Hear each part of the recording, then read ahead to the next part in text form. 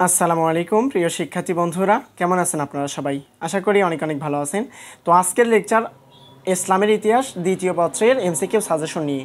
আপনারা যারা এইচএসসি পরীক্ষার্থী 2025-এ, অর্থাৎ তোমাদের আর মাত্র এক সপ্তাহের মতো পরীক্ষার ডেট রয়েছে, অর্থাৎ 26 তারিখে আপনাদের পরীক্ষা। ওকে, তো আপনারা অবশ্যই এই সময়ে এই এমসিকিউ এ ভালো করার জন্য আমার লেকচারগুলো দেখতেছেন। ইনশাল্লাহ তারই ধারাবাহিকতায় আজকের লেকচার ইসলামের ইতিহাস দ্বিতীয় পত্রে এমসিকিউ সাজেশন। বেশি কথা না বাড়িয়ে চলেন শুরু করি। সর্বপ্রথম আমরা যে কোশ্চেনটা দেখতেছি এখানে, আরব কর্তৃক সিন্ধু বিজিত হয় কত খ্রিস্টাব্দে? এটা হচ্ছে 712 খ্রিস্টাব্দে। 712 খ্রিস্টাব্দে আরব কর্তৃক সিন্ধু বিজিত হয়।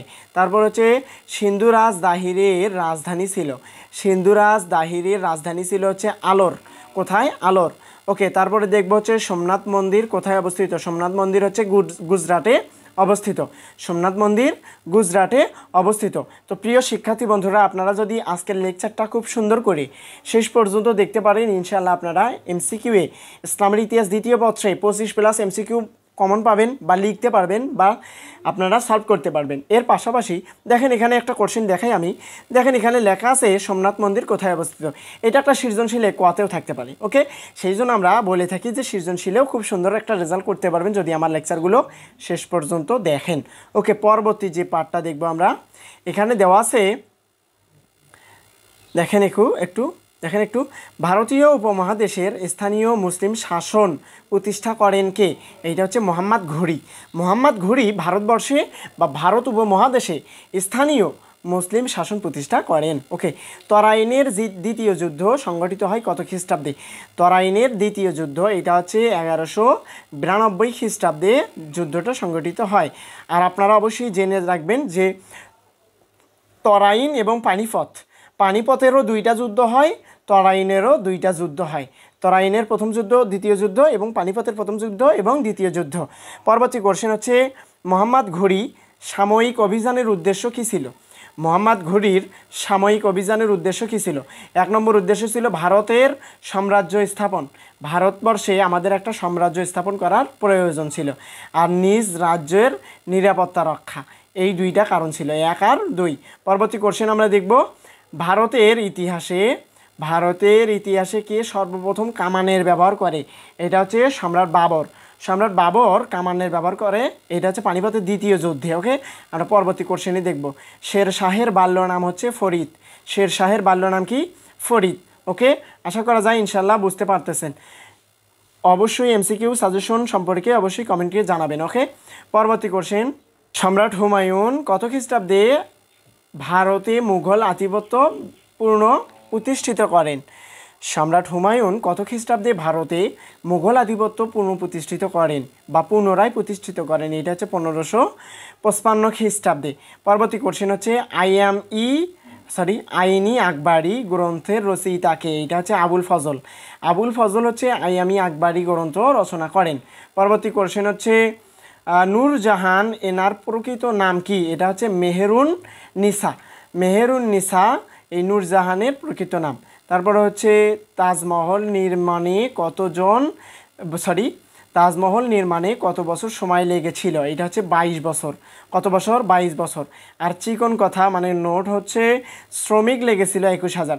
তাহলে তাজমহল নির্মাণে 21,000 শ্রমিকের 22 বছর সময় লেগেছিল একটা তাজমহল তৈরি করতে। আর অবশ্যই আপনাদের কাছে প্রশ্ন রইল যে এই তাজমহল কোথায় অবস্থিত? এটা আপনারা অবশ্যই কমেন্টে জানাবেন। পরবর্তী কোশ্চেন, 25শে মার্চ গণহত্যা কী নামে পরিচিত? এটা হচ্ছে অপারেশন সার্চলাইট। তারপরে আছে হচ্ছে 1971 সালে 16 ডিসেম্বর পাকিস্তান বাহিনীর পক্ষে আত্মসমর্পণ দলিলে কে স্বাক্ষর করেন? এটা হচ্ছে লে জেনারেল নিয়াজি। 1971 সালে 16 ডিসেম্বর পাকিস্তান বাহিনীর পক্ষ থেকে তিনি আত্মসমর্পণ দলিলে স্বাক্ষর করেন। ঐতিহাসিক 6 দফা কত খ্রিস্টাব্দে উত্থাপিত হয়? এটা হচ্ছে 1966 সালে। 1966 সালে 6 দফা আন্দোলন হয়ে থাকে। যুক্তফ্রন্ট নির্বাচনের প্রতীক কী ছিল? নৌকা মার্কা ছিল যুক্তফ্রন্ট নির্বাচনের প্রতীক। স্বাধীন বাংলা বেতার কেন্দ্র কোথায় অবস্থিত? এটা হচ্ছে কালুরঘাটে। কোথায়?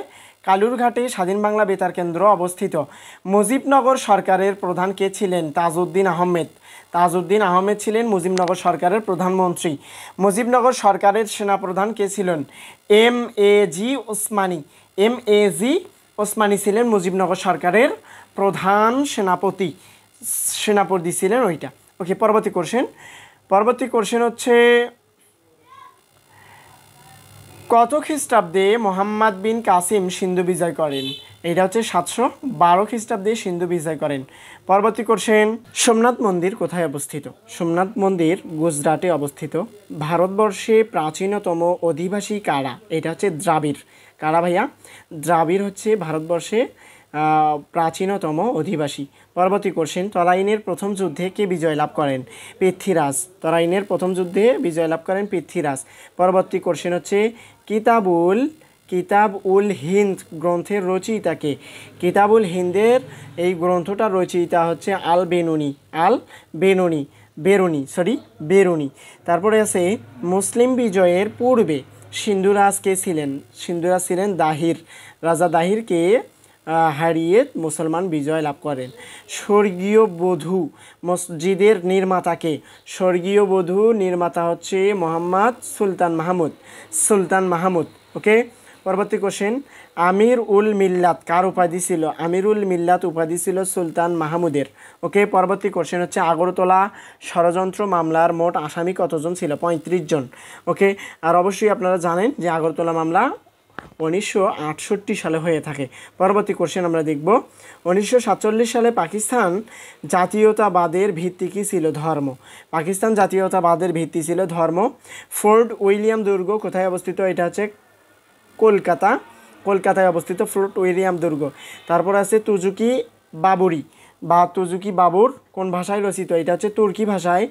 নিম্নের কোন যুদ্ধে প্রথম কামান ব্যবহার করা হয়? এটা হচ্ছে পানিপথের প্রথম যুদ্ধে